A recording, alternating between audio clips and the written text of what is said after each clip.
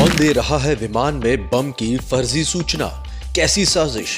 पाकिस्तान कर रहा कोई नई साजिश या किसी और का है हाथ? इतने साल की हो सकती है सजा, बहुत सख्त है कानून।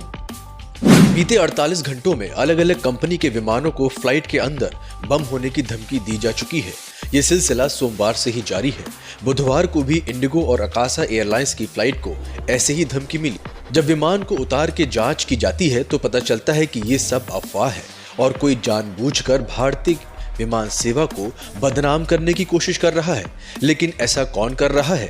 क्या इसके पीछे पाकिस्तान का हाथ है या फिर कोई और अगर ऐसा करने वाले को पकड़ लिया जाता है तो क्या सजा मिलेगी कि कोई दोबारा ऐसा करने की हिम्मत ना करे? बम की धमकी देना और फर्जी फोन कॉल करना एक कानूनी अपराध है। इस तरह के केस में झूठी धमकी देने वाले को, अफवाह उड़ाने वाले को 10 साल तक की जेल हो सकती है। इसके साथ ही इस तरह के मामले में भारी जुर्माना भी लगाया जा सकता है। अगर किया अपराध ज्यादा गंभीर निकला तो अपराधी को दोषी पाए जाने पे UAPA के तहत मुकदमा दर्ज हो सकता है, यानी कि उसकी बेल मिलना बहुत ही मुश्किल हो जाएगा।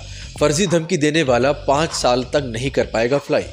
विमानों में बम होने की फर्जी धमकी देने के मामले लगातार बढ़ रहे हैं। सूत्रों के अनुसार ऐसे मामलों को देखते हुए अब नागरिक उड्डयन सुरक्षा ब्यूरो DG जुल्फिकार हसन ने बड़ा फैसला लेते हुए इस बात की जानकारी दी है।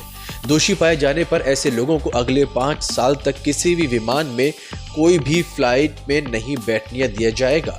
साथ ही ऐसे अपराधी को नो फ्लाई लिस्ट में भी शामिल कर दिया जाएगा, यानी आरोपी अगले 5 सालों तक किसी भी फ्लाइट में सफर नहीं कर सकेगा। आइए जानते हैं कि बीते कुछ दिनों में इस तरह के कितने मामले सामने आए हैं और इन मामलों में जो लोग दोषी पाए जाते हैं उनके खिलाफ क्या कार्रवाई की जा सकती है। अगर बात बीते 48 घंटों की करें तो कुल 10 फ्लाइट्स में बम होने की धमकी मिल चुकी है। इस तरह की धमकियों को गंभीरता से लेते हुए नागरिक उड्डयन मंत्रालय ने एक हाई लेवल मीटिंग की। इस बैठक में विमानन से जुड़ी सुरक्षा एजेंसियों ने भी हिस्सा लिया।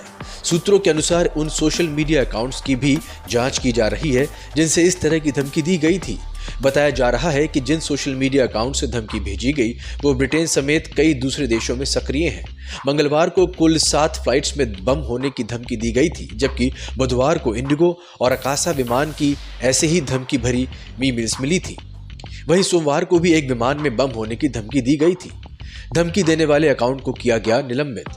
नागरिक उड्डयन सुरक्षा ब्यूरो ने इन धमकियों को लेकर साइबर सुरक्षा एजेंसियों को पत्र लिखा, जिसके बाद एक्स ने संबंधित अकाउंट को निलंबित कर दिया। फर्जी धमकी देने वाले के घर भी पहुंच गई है पुलिस। एयर इंडिया और इंडिगो विमानन कंपनी के विमानों में बम होने की अफवाह के मामले में मुंबई पुलिस छत्तीसगढ़ के राजनांदगांव जिले में पहुंची और एक नाबालिग, उसके पिता और कुछ अन्य लोगों से पूछताछ की। पुलिस अधिकारियों ने बताया कि सोमवार को एक्स पर एयर इंडिया के मुंबई से न्यूयॉर्क जाने वाले और इंडिगो कंपनी के मुंबई से मस्कट तथा मुंबई से जेद्दा जाने वाले विमानों में बम होने की धमकी दी गई थी।